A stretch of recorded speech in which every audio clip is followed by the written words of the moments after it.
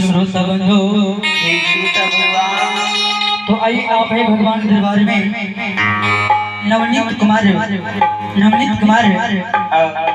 उनके तरफ से भगवान के दरबार में बड़ी उदार श्रद्धा के साथ 11 रुपए की दान है।